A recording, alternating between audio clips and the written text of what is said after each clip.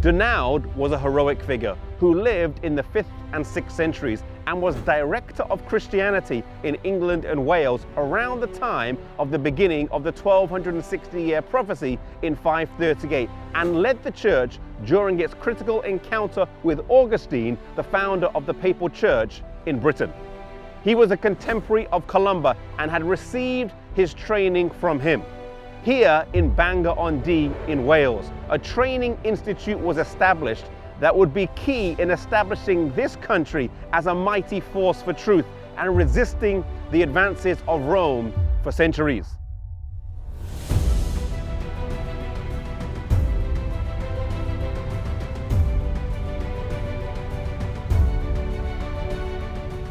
The school here in Bangor was not a small one with just 20 or 30 students, but it would have had hundreds and at times thousands of students. There was one particular story. Soon after the leaders of the Celtic Church had met with Augustine and rejected his teachings and authority, when 1,200 ministerial students from this school were slaughtered. The Welsh Church was one of the sturdiest and withstood much opposition to it, maintaining its stance the longest out of the churches in England, Scotland, and Wales. They differed with Rome on many points, but the supremacy of the bishops, celibacy, and the Sabbath were three of the main ones. There is much evidence that the Sabbath prevailed in Wales universally until AD 115, when the first Roman bishop was seated at St. David's.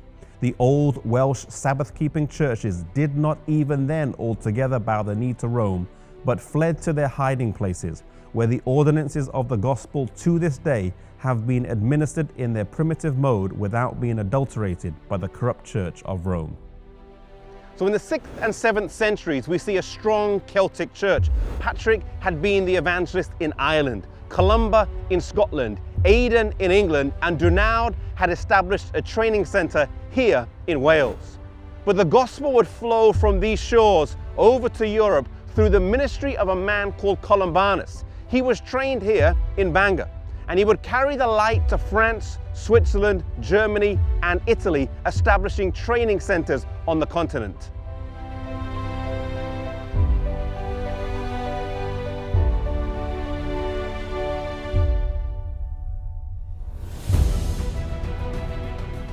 The first place he established a school was in France. Here, along with 13 others who had come with him, these Celtic missionaries lived their lives, reading the scriptures and teaching other people.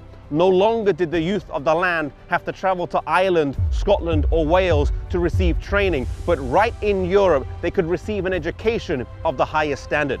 Soon this school became too small, and he planted another one nearby, and then another one nearby, all within 20 miles of each other. Later on in his life, he would plant schools in Switzerland and in Germany. Even as he was nearing the end of his life at 70 years old, he did not slow down. Now settling in Italy, he was joyfully received, and the commonality between the faith of the Celtic Church and that of the Waldensians was seen as he found a strong bond with the believers there. Refusing to enjoy a comfortable retirement, he asked the king for a place to plant a new centre, and the locality of Bobbio, with its ruined church, was given him, and he established a school and library there.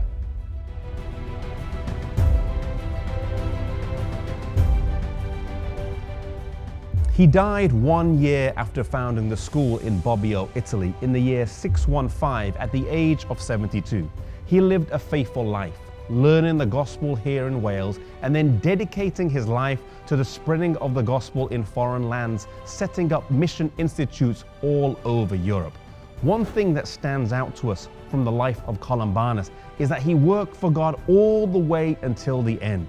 He didn't enjoy an easy retirement, but he kept pressing on. No matter who we are, whether we work for the church or whether we don't work for the church, whether we are employed, whether we're unemployed, whether we're old or whether we are young, let us be faithful to God wherever we are, using the talents God has given to us all the way until the end.